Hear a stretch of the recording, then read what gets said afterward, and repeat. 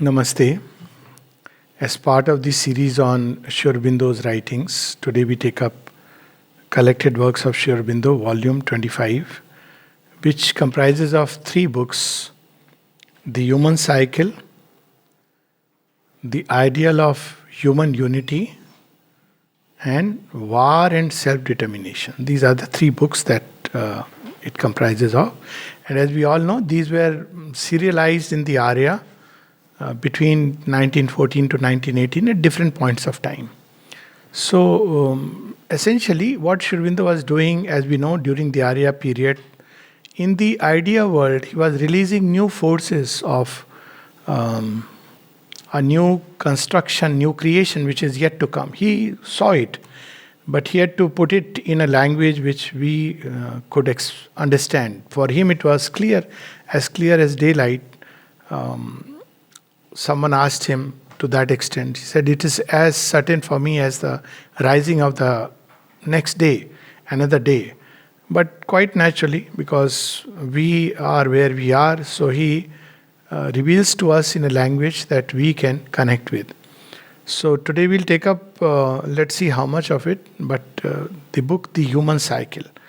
The volume 25 contains all the three books. So human cycle basically means that evolution is not a straight line but a cyclical process. It's a spiral. Now in Indian conception, we hear about Satyug, Treta, Dwapar and Kali Yuga, and something similar exists in Western mysticism, the Golden Age, the Silver Age, the Bronze Age and the Iron Age. So essentially it means that this whole thing was under the basic title of the psychology of social development. So how human collectivities move. So we have, mostly when we think about evolution, even in Vedanta, we talk a lot about individual evolution. There is something like collective evolution, for instance, the conception of the Ram Rajya or an ideal kingdom of heaven upon earth, but it is not much stressed. The Gita itself speaks about Lok Sangraharth, the march of humanity.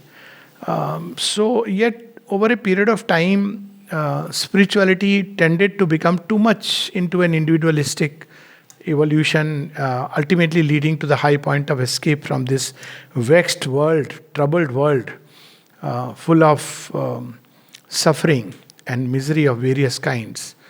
But there is this parallel side of collective evolution, and it is important for two reasons. One is that if at all this earth has to become transformed into something like a divine image, it cannot be just an individual here and there.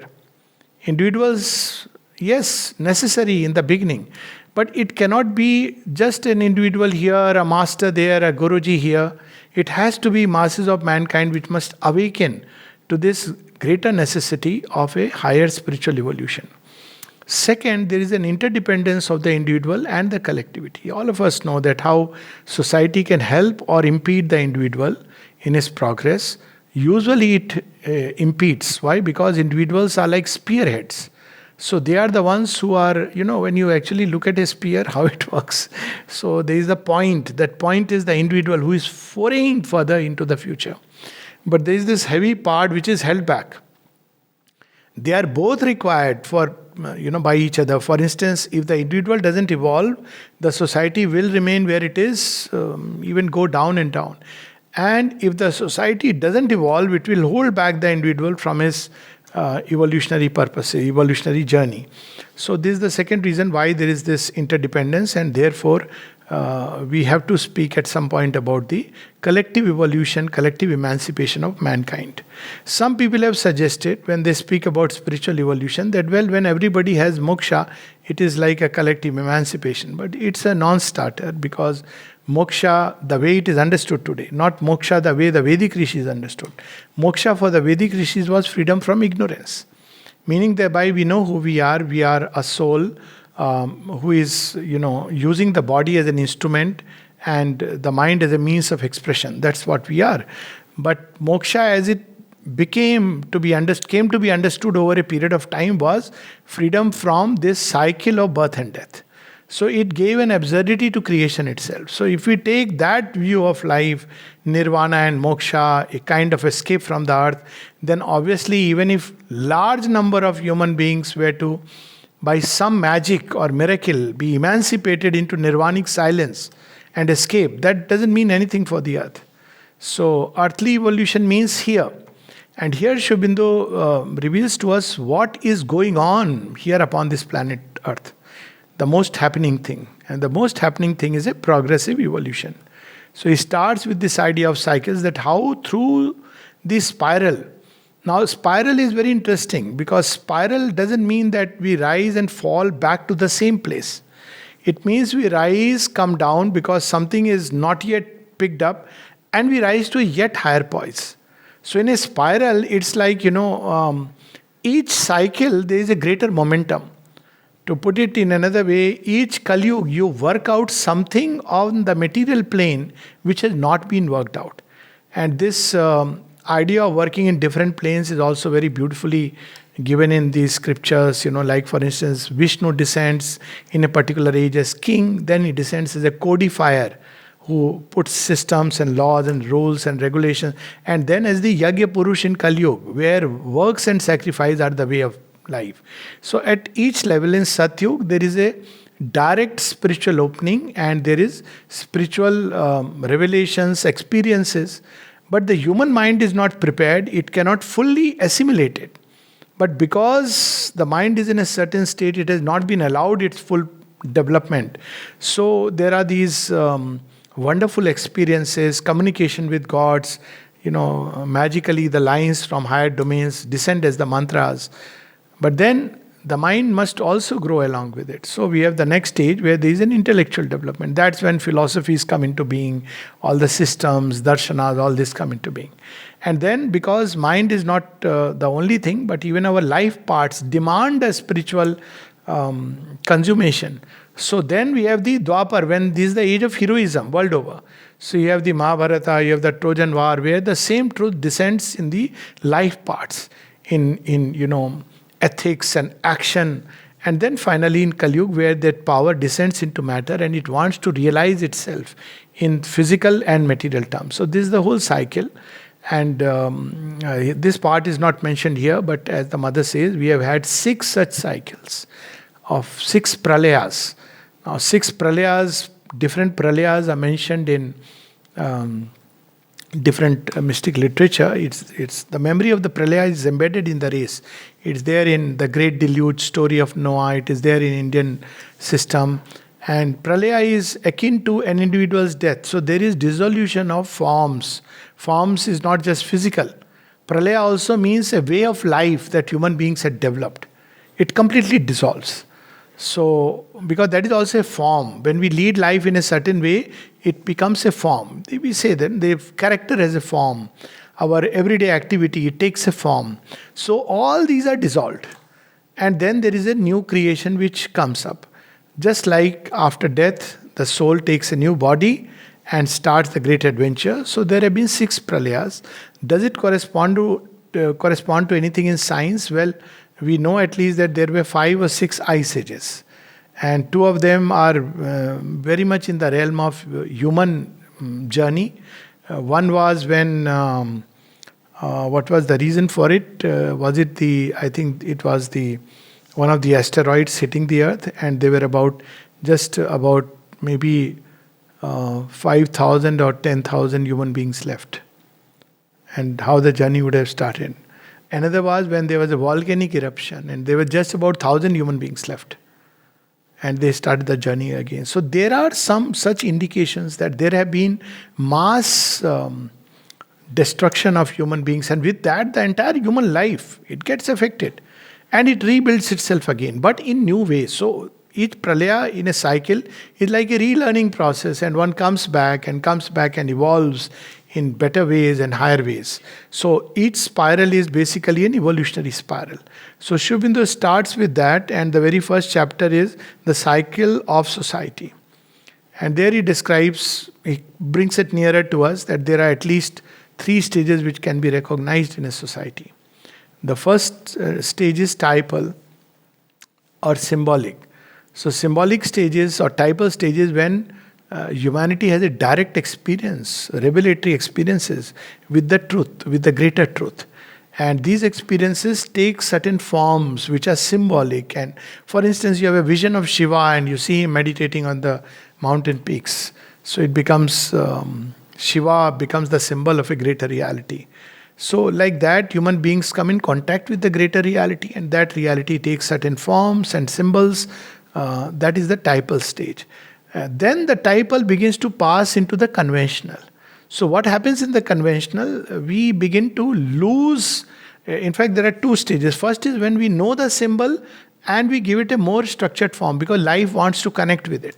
So, one person had a symbol of Shiva, wonderful experience, or of Krishna or Vishnu. He actually saw in his vision Vishnu lying on the couch of serpent. He understood what is Shir Shagar, and or he was enthralled with the experience. He didn't care to understand. He is majestic to see him, and spontaneously a hymn of adoration, Bhujanga Shayanam. So, it was for him a very natural expression of what he saw and experienced. Shantakaram Bhujanga Shayanam. Padmanabham, Suresham. So, that entire thing is very beautiful. And there are people who still connect with that kind of a, symbolic stage of development of human society. Then when this is transmitted to many who do not understand it, so he builds a convention.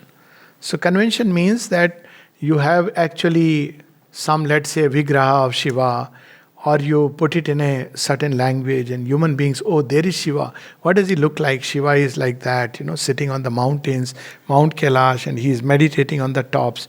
Now, in the early stages, which is considered as the golden age of society, you have the convention, which means this vision has a form of life, living. And yet, those who are connected through the convention are aware of the living reality behind the convention. So they don't mistake that, okay, outer is... I'll give an example. For instance, when Apollo had landed on moon, so there was a heated discussion in our village. How is it possible? Why is it not possible? Shiva is Chandrasekhara. How can they claim that they have landed on the moon? Because moon is resting on the head of Shiva. Now this is when the spirit was lost. Only the form remained. So there comes a time when convention becomes more and more important and one loses the spirit. So when the spirit is lost, a time comes when only convention is important. You must take it like Swami Vivekananda, the iconoclast, he said very interestingly, every day you must give bath to your body and to your soul. But if you cannot give bath to the body, to both, then give bath to your soul. What was he doing? He was liberating us from this idea that you have to first take a bath and a particular moment, Sandhya, at this point of time you should sit and worship, morning Brahma Muhurt ki vela mein. So there comes a time when convention becomes so strong, rigid, hard, like a fixed formula. So second stage is convention, or rather two stages. One when the convention is connected with the symbol, second when the convention has become hard, rigid. And there comes out of this state, suddenly individuals who burst out, they spring out, they revolt against the convention, they don't accept it. And that is also important because that's how the old form will dissolve and a new one will emerge through these individuals who will become catalyst of the next stage. So that is what we find in the story of Shiva and Daksh, Prajapati and Sati and Parvati. So there comes a time when there are individuals who will revolt against the convention. Why should I go to temple? Why should I do this? A lot of parents nowadays complain, not realizing it is God's doing. Please don't blame the children. भगवान कर रहा है, ये तोड़ रहा है अपनी ही body को. The divine breaks his own outer body. It's beautifully there in one of the legends of Devi. I don't know if somebody is familiar with the form Chinnamasta or not. So in Chinnamasta, how is the Devi portrayed? She has slain her own, she has cut her own head. And she is holding that head. And very interesting part, Chinnamasta is regarded as a goddess of fertility. She is destroying And she is regarded as a goddess of fertility, of new creation. So the mother destroys her own body. What is this world? Her own body. Head, all the thought form structures around which life is organized, she destroys it. And she destroys so that the new creation can emerge. And very interesting, if you see the image, unfortunately, a typical Western outlook doesn't understand all these things. They understand very little, anyways. So she's shown as she stepped on a couple who are engaged in a sexual intercourse. So here again, the image of Purusha and Prakriti who are coming together to create something new and more beautiful. This is the whole meaning. So beautifully conjured. But if you don't know the essence or the meaning, then this image, oh my God, this is so ghastly. How can, she slay herself? But when you know the image and its meaning, it's so beautiful and powerful. That's what you see in many of these. So individuals react, they revolt because they want to now, the same truth must take place in a new way. So actually you see Chinnamasta happening in today's times. So you see parents now at the most outer level. Parents come together, there is a union and there are children. But these children are freed from the old forms. Right? Because the Divine Mother has cut off all those systems. So they may not speak about, they may not have read Vedanta in that way, but they want to embody Vedanta in their own way. So when they say all world is one unity, basically it is the lamp of Vedanta beginning to light up. They don't understand its real sense. Animals are also creatures whom we should love, we should take care of earth, plant. This is the new form that this impulse is taking. So this is what he explains to us in the cycle of society, and then comes straight away to the age of individualism and reason. So what helps us to break those molds is reason. Why? Because in the symbolic age, you don't care to, give a reason to it. You have seen, you have had a vision of Shiva. Who cares to give it, you know what Shiva means? You don't. You have undergone a great change within. And all that you do is you burst out into a hymn of adoration. Shivoham, Shivoham, Sachidanandoham. You don't feel the need even to explain. Then there is convention. There you can't apply reason. It is something which comes down as a system of belief. But now reason comes in as a third power. It says, no, I want to explain everything, understand everything rationally. So reason begins to break the old mold. But reason alone is not a sufficient power to rebuild. Still it tries. Now when reason tries to make that whole vision sensible, sometimes it ends up creating a rational religion where the heart is dried, it becomes a cold and flameless sacrifice. So Aurobindo takes us further one by one, little by little, through all these baby steps. So age of individualism and reason is the revolt of reason and the revolt of the human mind of individuals, not the masses, against the customs, the traditions, and all the forms in which the spirit was trapped. And then with that comes the subjective age. So all the codes and systems, they break down. So individual begins to say, we will do and follow what we believe in. That's the age we can see all this connect with. I want to do it according to me. You can't compel me that I must do this, I must touch feet, I must wake up early morning and at this particular hour do this. So these children embody the spirit of the future and they break the molds of the past. But they are not yet connected with the spirit that gave birth to them. So in subjective age, there are two aspects which he speaks of a little later. And there is the false subjectivism and a true subjectivism. False subjectivism is where we confuse the vital desires for me. So many times when we say, I want to do what I feel like. Now, most of the time it is false subjectivism. True subjectivism is where we discover the subject, that is the soul. But this cannot be discovered without going through this danger. So people who are so much worried, arey aajkal ke bacche, because they want things to be according to the conventional type of age, are mistaken. They don't realize that humanity has to pass through it. It has its dangers and perils, but there is no other way that human beings will take the staff of faith and discover their soul. They have to go through this stage of peril and danger. And then there is, of course, in between true and false subjectivism, Sri Aurobindo speaks about the discovery of the nation soul, because he's speaking here about the collective evolution. So in collective evolution, there are three stages known as three steps of Vishnu. First step towards our collective life is the most elementary is family. It is the unit where you feel you are not alone in this world, and you have people who are, with you. You have to find a way to adapt to them. You have to harmonize with them. So this family is the first unit which has already been established. It's the collective unit. Now the next step is nation. And the third step is the world. So those who want to skip the stage of nation don't realize that it doesn't work out. For a simple reason that if you skip the stage of the nation, in some time back when nations were not formed, we see empires. So why these empires could actually invade? Because the sense of nation, it was nowhere there. There was a group of people who believed in a certain way of life. But their vision of nation was always limited to their own little, for instance, for Shivaji, such a huge empire he built. But yet, Ma Bharati was the mother of the Marathas.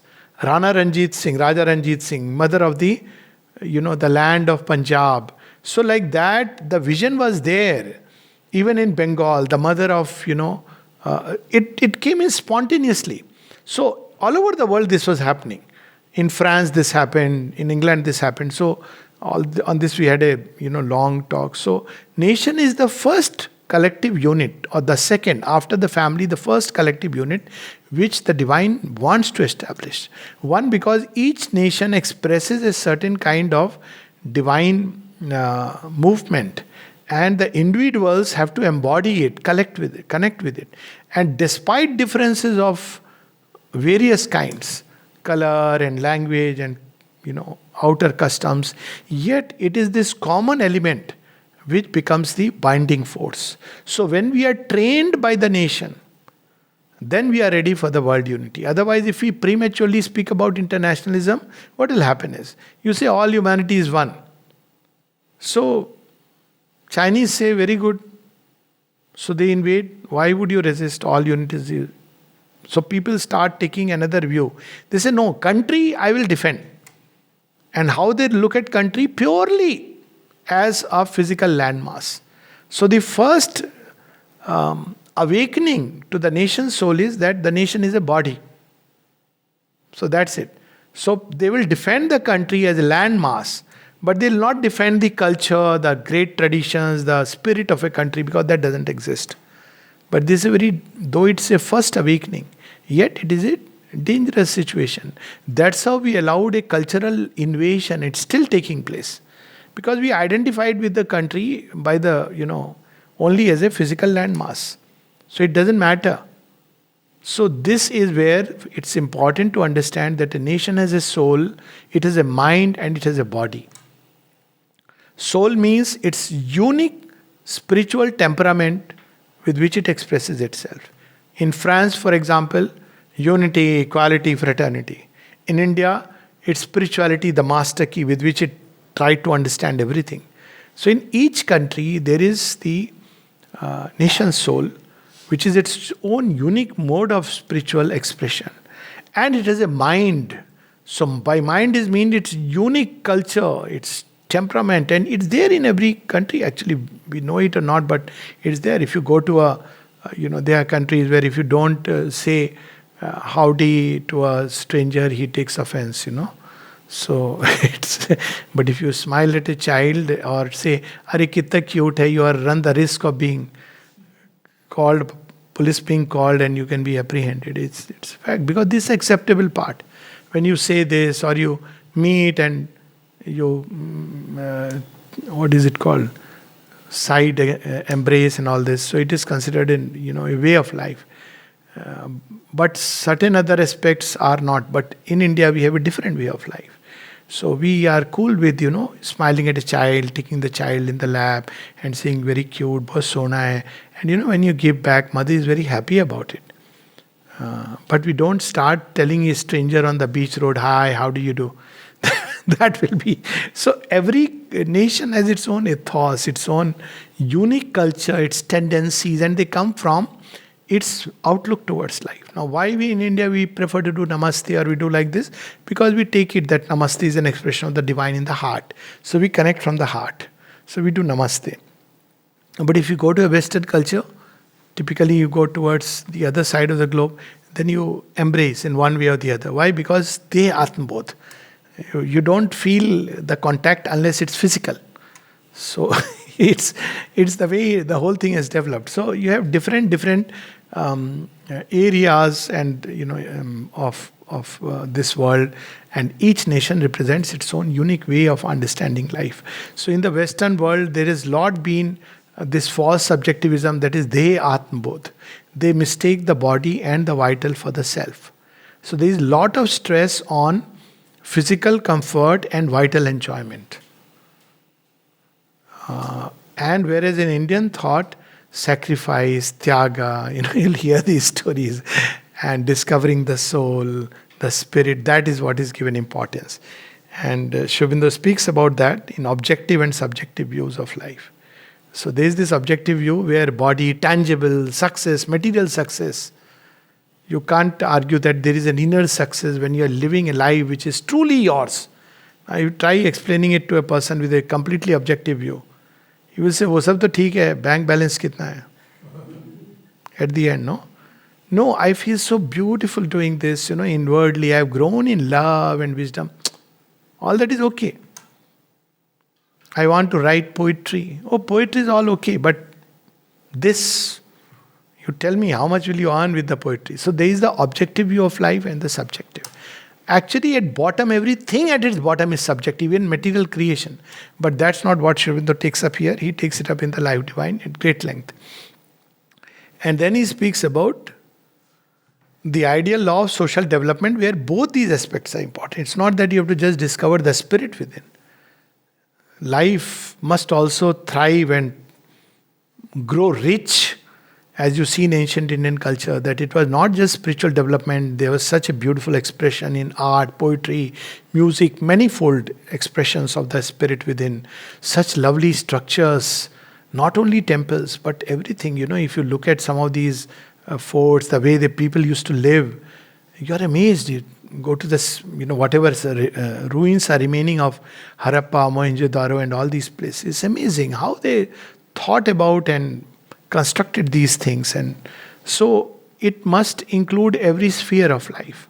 So there must be, and the ideal society is where both aspects, the subjective and the objective, are given considerable importance. If you have only objective which is given important, then you have an Asuric civilization. So you have Sone ki Lanka, but heart is all crushed. So that's why Sone ki Lanka must be brought down, the golden Lanka, so that Vibhishna, who represents the heart and the turn toward the divine, that can be released and it can impregnate the soil. So this is the whole idea. And then he says very beautiful two chapters which we'll read. Some portion of it we'll read. Civilization and barbarism, and civilization and culture.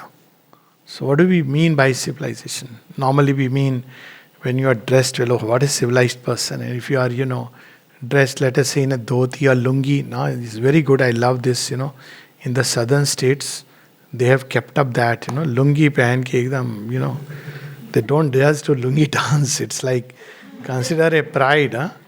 So you wear a lungi and you wear it's a nice thing, you have it's a good thing that, it's not this that makes you a civilized or a cultured person. So Aurobindo describes it very beautifully. Who is a barbarian? Barbarian is somebody who lives only for the body and the vital. So you have two kinds of barbarians. One is the brute barbarian who lives only for the body.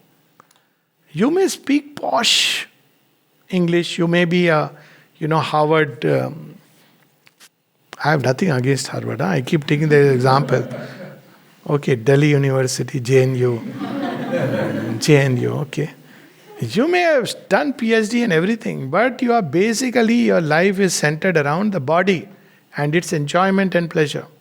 That is a barbarian by definition. You see, Sri Ramakrishna put it very interestingly. He said, many men are like vultures. They have wings, they can fly, but their eyes is on that little piece of meat which is below. That's being a barbarian. So how does people become civilized? For a barbarian, there is no law. He doesn't obey law. He says, I'll do what I feel like.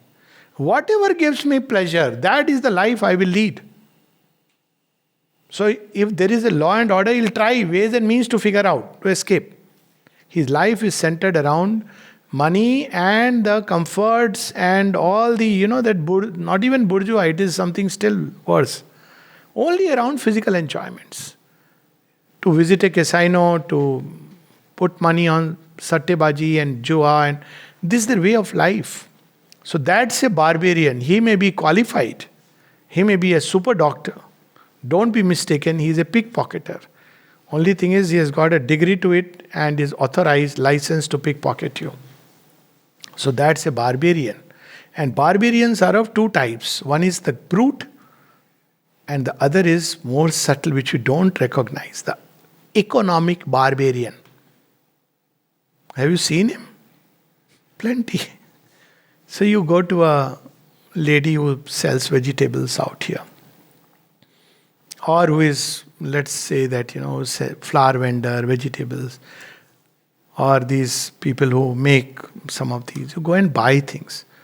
So she'll say 50 rupees and you say, 40 rupiya ka de do na, 30 rupiya ka. She will give you for 40, She has earned a loss, but she gives you. Sometimes she'll give you a nice smile along with that.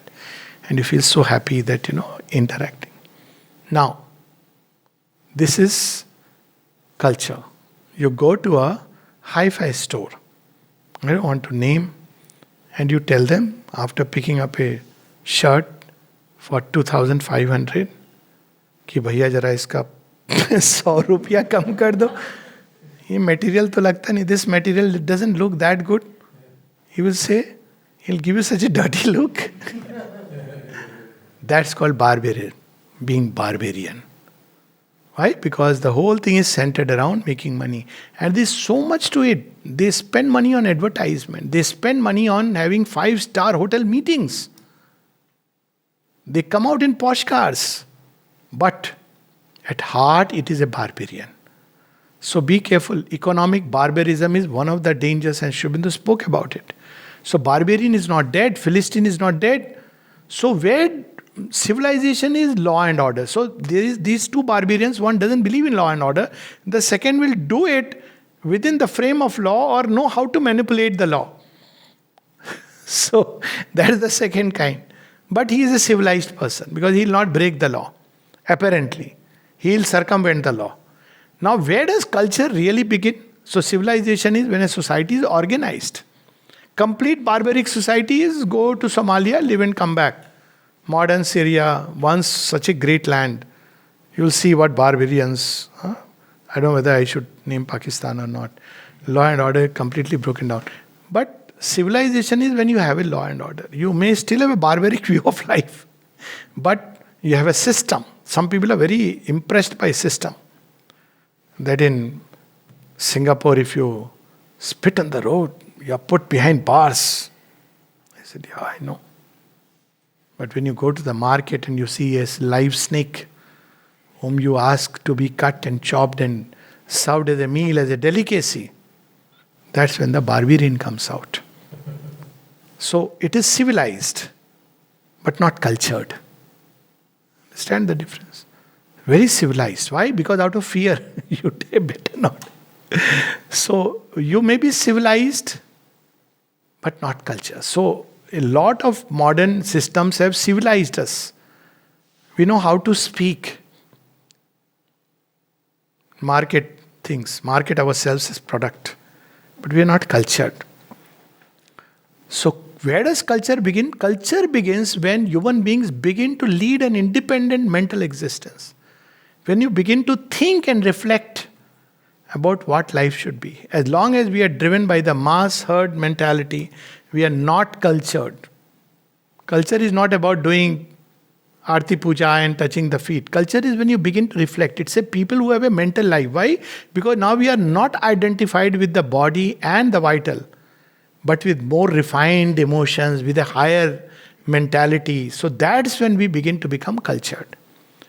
So now we understand why many of the youngsters who are beginning to have their own thoughts are moving towards true culture.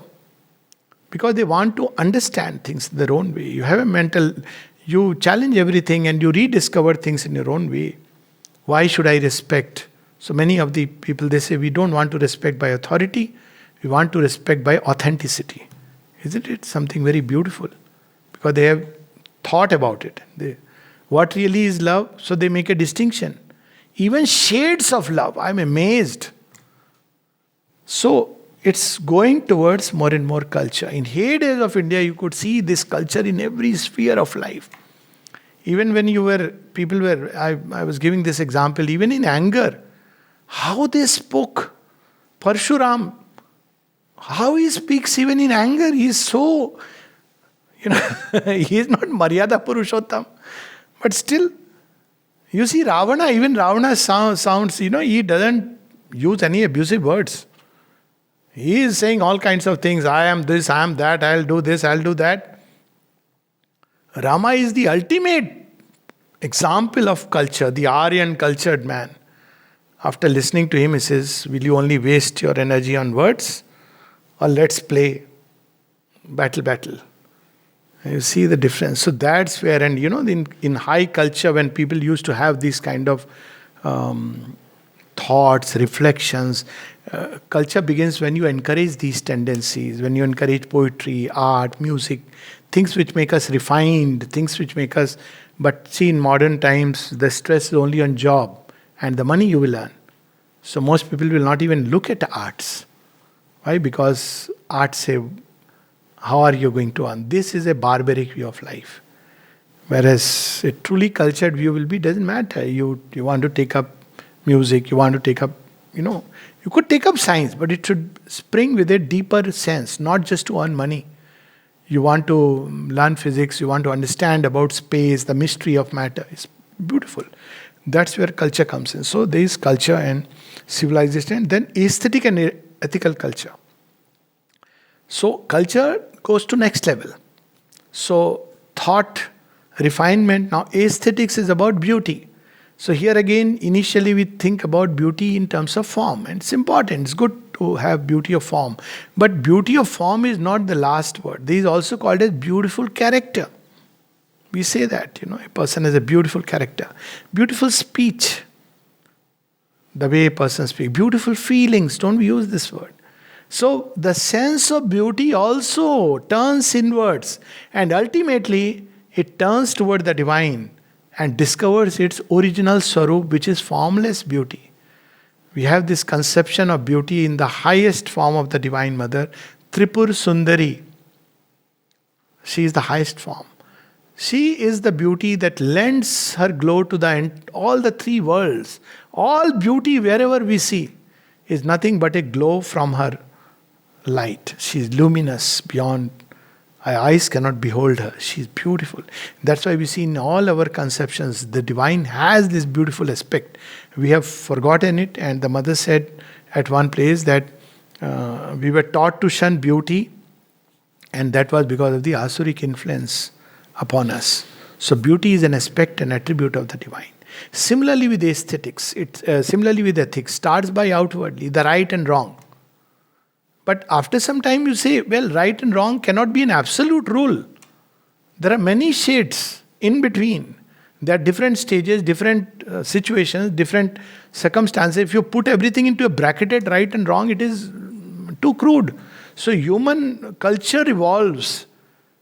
So now, for example, one of the signs is that, when people say no means no, even if you are married, if a woman says no and the husband tries to force, it is legal, but it is not ethical from the deepest standpoint. It's neither beautiful.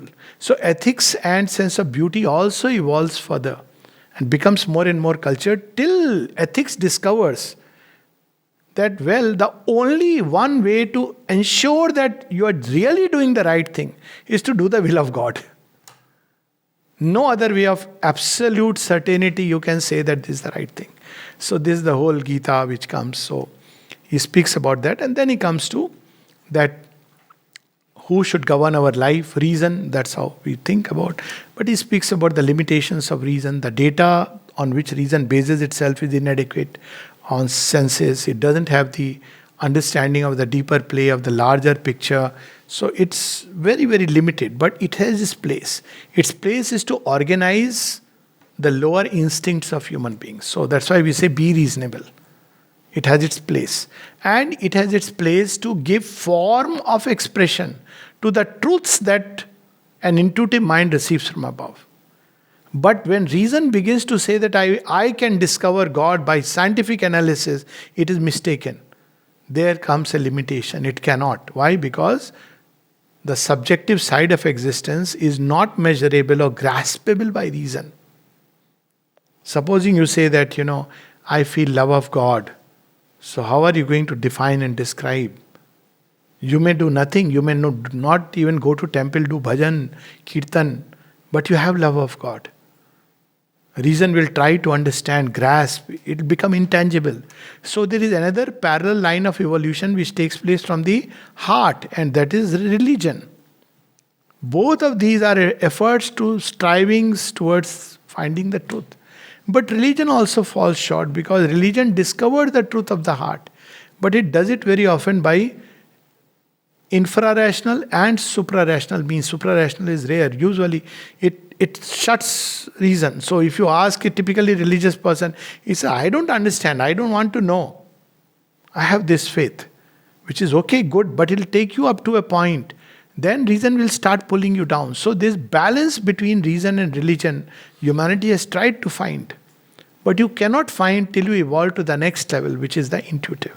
Then you understand the sense of religion, then you understand reason as a means to express the truths that intuition reveals. So Aurobindo, through all this, is taking us toward the spiritual evolution of mankind, which is the next step.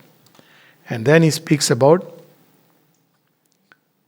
some beautiful chapters we are obviously skipping, that we are reaching the end of the curve of reason. That's why you see humanity is beginning to separate into two parts.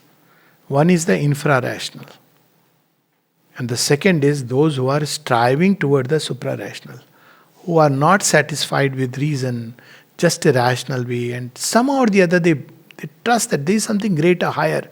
They don't know what, and they're beginning to seek. And there are others who break down all the systems that reason has created because they want to lead a life of licentiousness. So these are the two ways we see mankind being the curve of reason, which controlled, codified, stifles the free expansion of the spirit. So therein comes this element of freedom. So without freedom, there can be no real spiritual evolution. What does it mean? Does it mean freedom to choose? Yes. Does it mean freedom to make mistakes? Yes. Aurobindo says that. You have to take that. The freedom to err, because that's how you will learn. Otherwise, it's not you, but because your parents said, grandparents said, therefore you are doing it, following it. And he speaks of all this, that spiritual age will start when we begin to recognize this need of freedom in human beings.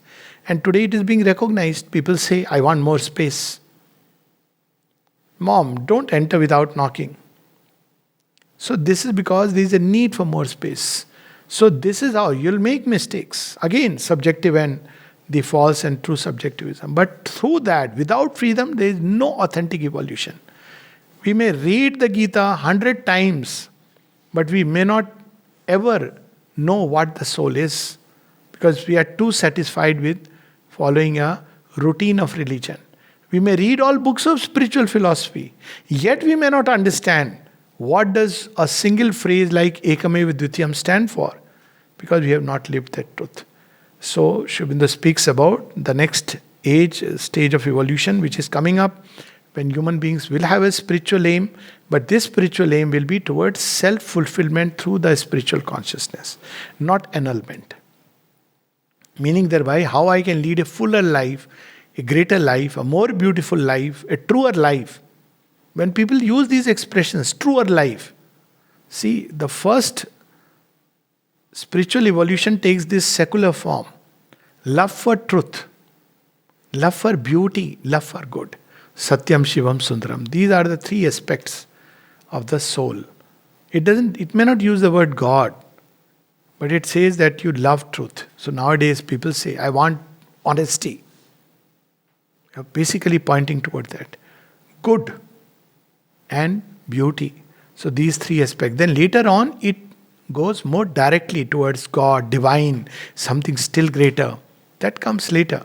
So we have this curve which has started, and the spiritual aim of life is like that. Whatever you may be doing, if you are doing it because it's the expression of the truth within you, or you want to know the truth of things, or you want things to be for the ultimate good, or at least with a sense of the beautiful, then one is already speaking of spiritual aim. So spiritual aim is not joining a cult or a creed or these formulas. That spiritual means now I am belonging to this group, I am doing this practice. That again will stifle the spiritual impulse eventually, because you can't shut the spirit into any one formula. It will break free from that. So the widest, that's why Sanatan Dharma, why it was thriving and continues to thrive. It allowed that scope and freedom. 100 ways you can explore. So that was the beauty of Sanatan Dharma. And then he speaks about the conditions for the coming of a spiritual age, which he was foreseeing, and the advent and progress of the spiritual age. So these are the 24 chapters. I'll quickly read.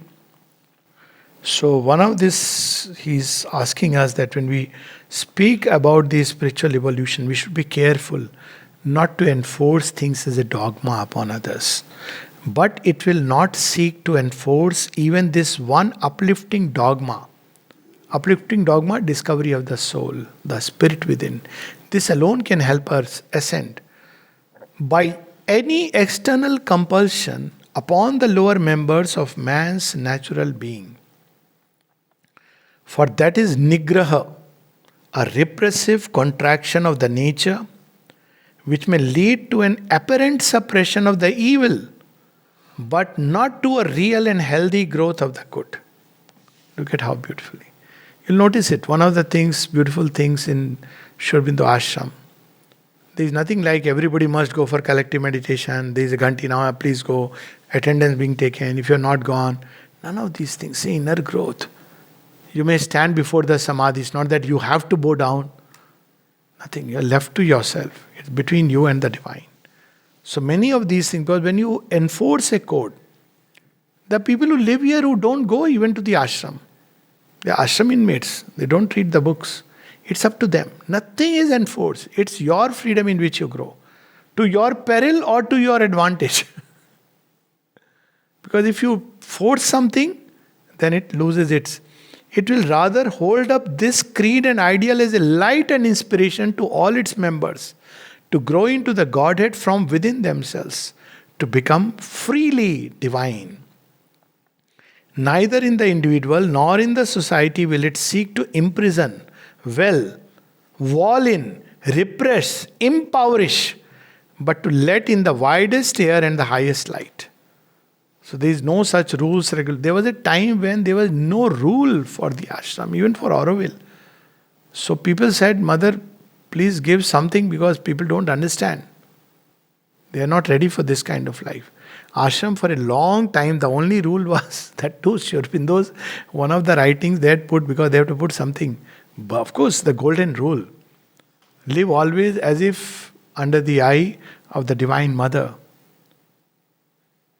So, live always as if the Divine Mother is watching you. She is there with you. That is the idea. Do nothing. Try to think and feel nothing. That would be unworthy of the Divine Presence. So, just to live with this idea that Divine Mother is there, she is not watching you like that, but with all compassion. She is the all-knowing witness. Isn't it? Suryo yatha sarvalokasya chakshu nalipyate chakshushe bahya dosha. Eko vashi sarvabhutantaratma nalipyate lok dukkhin bahya. The omnipresent reality is watching over us. It is something very comforting, incidentally, because you know that she is watching over us. It is that. It's not watching over us to condemn. No, it is watching over us. When we stumble, it lends a hand to lift us up. When we make a mistake and look towards us, he smiles and says, it's okay. My love is there to cushion you. That's what is meant. Because people turn even those beautiful things into all kinds of things. And then much later, when people insisted, the mother made some rules, which also, of course, they are more practical rules rather than, absolute things. So this is how we see that he gives this importance. A large liberty will be the law of a spiritual society. And the increase of freedom is sign of the growth of human society toward the possibility of true spiritualization. Parents, please listen. Large freedom. Yes, dangerous. Yes, it is dangerous. You can't climb to Mount Everest saying, I don't want dangers. Then you can go and have a replica made somewhere and say, I have climbed here. But real Kailash is not just going to Mansarovar physically. That is doable. But to climb the inner Kailash, to take a dip in the Mansarovar, it is difficult. You may get actually frozen. Take the danger. There is a joy in that adventure. So, but it is only possible in freedom. So that's how he's saying. And then says something very powerful. This is so important for many of us who forget this. To spiritualize in this sense a society of slaves. Slaves of power. Slaves of authority. Slaves of custom. Slaves of dogma. Slaves of all sorts of imposed laws which they live under rather than live by them. Slaves internally of their own weakness, ignorance, and passions from whose worst effect they seek or need to be protected by another and external slavery. बहुत भूल कर रहा हूँ, गलती कर रहा हूँ, मुझे बचा लेना जब मैं गलत करूँ. So, can never be a successful endeavor. They must shake off their fetters first in order to be fit for a higher freedom. Not that man has not to wear many a yoke in his progress upward, but only the yoke which he accepts because it represents the more perfectly the better, the highest inner law of his nature, and its aspiration will be entirely helpful to him. The rest buy their good results at a heavy cost and may retard as much as or even more than they accelerate his progress. So he says the spiritual aim will recognize this truth and it will make human beings, give them this freedom to grow. And yes, it says that, well, till we have discovered it, some kind of law will remain.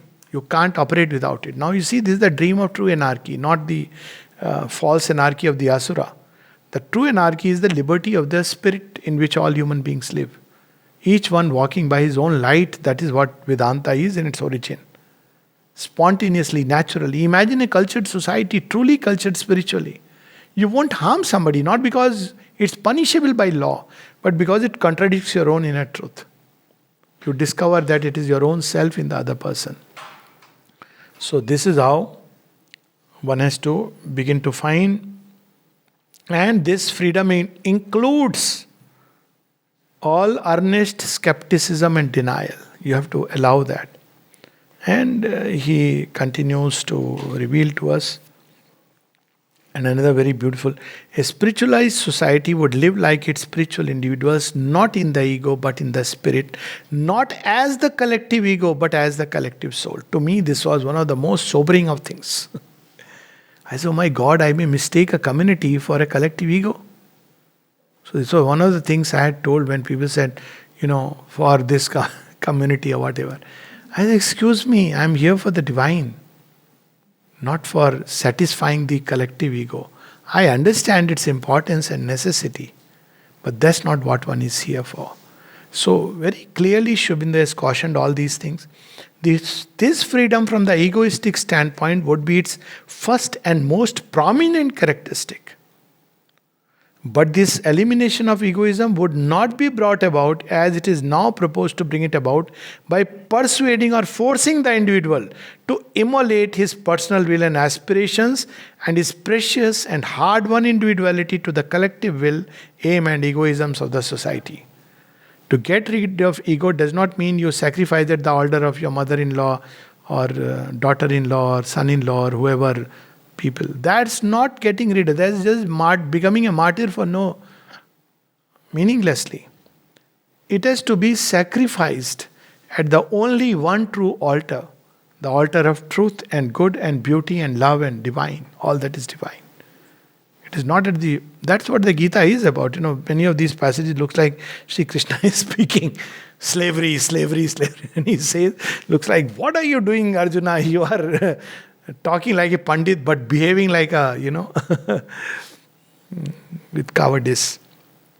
So he speaks about universality, and a spiritualized society would treat in its sociology the individual from the saint to the criminal, not as units of a social problem to be passed through some skillfully devised machinery and either flattened into the social mold or crushed out of it, but as souls suffering and entangled in a net and to be rescued, souls growing and to be encouraged to grow, souls grown and from whom help and power can be drawn by the lesser spirits who are not yet adult.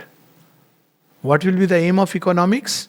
Not to create a huge engine of production, whether of the competitive or the cooperative kind.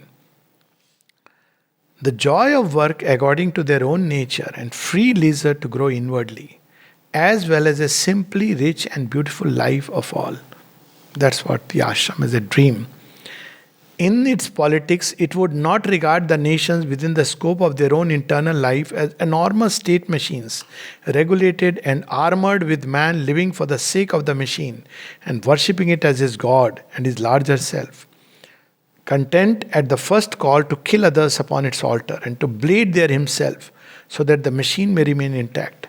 So he, every aspect of life, science, religion, arts, music, poetry, everything, the whole motive power will shift from the outer to the inner, from the egoistic to the spirit. So that is the basic shift. And then maybe just a couple of, two passages, then we'll stop. A spiritual age of mankind will perceive this truth. It will not try to make man perfect by machinery or keep him straight by tying up all his limbs. It will not present to the member of the society his higher self in the person of the policeman, the official and the corporal, nor, let us say, in the form of a socialistic bureaucracy or a labor soviet. Its aim will be to diminish as soon and as far as possible the need of the element of external compulsion in human life by awakening the inner divine compulsion of the spirit within, and all the preliminary means it will use will have that for its aim. So I feel vindicated. My very intuitive feeling always that the new world will come when these four people are out of job. The policeman, the lawyers, the doctor, sorry, they will not allow you to heal yourself. Medicine, test. Sir, can I heal myself? Don't talk all this humbug nonsense. And finally, the priest who intercedes between you and God. The day these four fellows are out, we are ready for a new creation. And lastly, as a reminder, for the way that humanity deals with an ideal is to be satisfied with it as an aspiration, which is for the most part left only as an aspiration, accepted only as a partial influence. After Sunday church, for the next 6 days, I can kill people, do everything, invade this country, that country. After doing Jummeh ki namaz, I can pick up stones and do whatever I want to do. That's not spirituality. In fact, that is much worse. It's much simpler to say, I don't believe in God and I'll pick up a stone and throw and hit you. It's barbaric, but barbaric not wearing the cloth. It's like wolf is a wolf. Not wolf wearing the cloth of lamb that I believe in brotherhood. But you're not my brother because you follow a different way. Now that's kind of a stupidity, and farcical life has to cease. It will cease. It will cease by the pressure of evolution. Nature will find its way. So he says, the ideal is not allowed to mold the whole life. It happened everywhere, except that in Sanatana Dharma we have a way of accepting internal reforms. So, dowry and bride burning caste system, it just goes. We accept because we hold on to the core. These things will come and go. It's accepted that things will change outwardly. It's inbuilt. You will have a new guru coming up and he will say, stop it. So we stop it because the word of the guru. Guru Brahma, Guru Vishnu, Guru Deva Maheshwara. But where there is one book and one master or whatever representative of the divine, is the most dangerous thing to happen. Because there is no evolution. You are stuck in 2500 years. Because life has moved, changed, you are not ready to evolve. So that's why you see any teaching has these two aspects, temporal and eternal. Sanatana Dharma holds on to the eternal, keeps giving new forms to the temporal. So that was, of course, an aside. The ideal is not allowed to mold the whole life, but only more or less to color it. I will read the Gita every day. After doing Gita Vachan Katha, I'll say, Jajman, kitna de rahe ho? Cash de dena. Why? Because आजकल ED की rate पड़ रही है. Please hand over in cash because ED is after us. That's not doing Gita. Register for a Gita course. Sir, how much I have to pay? 1,000 rupees. What does the Gita preach? Nishkam karma. Do it as an offering. Trust the divine. If he has to give something to you, he'll give you. If not, forget about it. So this is the practice of an ideal. Not just giving a lip service. The ideal is not allowed to mold the whole life, but only more or less to color it. It is often used even as a cover and a plea for things that are diametrically opposed to its real spirit. Institutions are created which are supposed, but too lightly supposed, to embody that spirit, and the fact that the ideal is held, the fact that men live under its institution is treated as sufficient. Ashramite ban gaye, zindagi theek ho gayi. I belong to this cult. Now I am emancipated. Doesn't matter. My name is written in the book. Not even the book. My surname, I have changed my name and surname. That is good enough. है ना, ऐसे होता है. Hari has become Harry. Now I am emancipated. Why? Because that's good enough. What I do, what I live is not relevant. This I have never understood, this change of outer name. If you want to adopt a religion, adopt, but keep your name. What's the problem? It will be so interesting to see how things change. So institutions are created which are supposed, but too lightly supposed, to embody that spirit. And the fact that the ideal is held, the fact that men live under its institution is treated as sufficient. The holding of an ideal becomes almost an excuse for not living according to the ideal. I am already now part of the elite. That's enough. I don't need to do anything. I don't need to change within. It's almost like an excuse. The existence of its institutions is sufficient to abrogate the need of insisting on the spirit that made the institutions. But spirituality is in its very nature a thing subjective and not mechanical. It is nothing if it is not lived inwardly, and if the outward life does not flow out of this inward living. Symbols, see, we are closing where we began with. Symbols, types, conventions, ideas are not sufficient. A spiritual symbol is only a meaningless ticket unless the thing symbolized is realized in the spirit. Frankly, if you realize in the spirit, you may not even need it. Except for the joy and fullness of life. A spiritual convention may lose or expel its spirit and become a falsehood. Every day I sit in meditation for 2 hours. I mean, I'm not talking about why but bad thing. If you record, do a sleep recording, you'll see what lovely snoring is going on. But every day, niyam se, nit name, that is the word used. We go to temple every day at this point of time. I do this particular arti. I do Shiva's Bhasma Arti. When I come out, I behave like, what was that fellow? Bhasmasur. Use Shiva's wonderful power for my own petty advantage until I am destroyed by my own excesses. Now that's not spirituality. That's not bhakti. Bhakta goes and gives himself to the divine and walks free. If you are not able to walk free from an encounter with the divine, you have not really encountered the divine. A spiritual convention may lose or expel its spirit and become a falsehood. A spiritual type may be a temporary mold into which spiritual living may flow, but it is also a limitation and may become a prison in which it fossilizes and perishes. See, that's what has happened to most of the religions, all the religions actually. That's why the age of religion is over.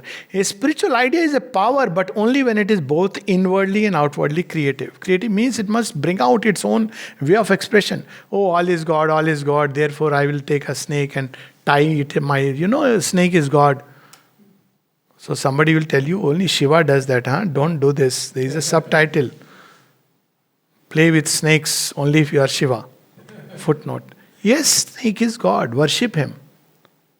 That's what we do. Means like every creature. Don't go and kill him, snake, wherever you see. If you can catch this, send. That's what it means. Everything is God. Everything is sacred. Everything is beautiful. But when you make this spiritual idea only a convention, then you are running a great risk. So this is where, so he says that it must be creative. And then finally he says, the divine perfection is always there above us. But for man to become divine in consciousness and act and to live inwardly and outwardly the divine life is what is meant by spirituality. All lesser meanings given to the word are inadequate fumblings or impostures. So we'll stop here.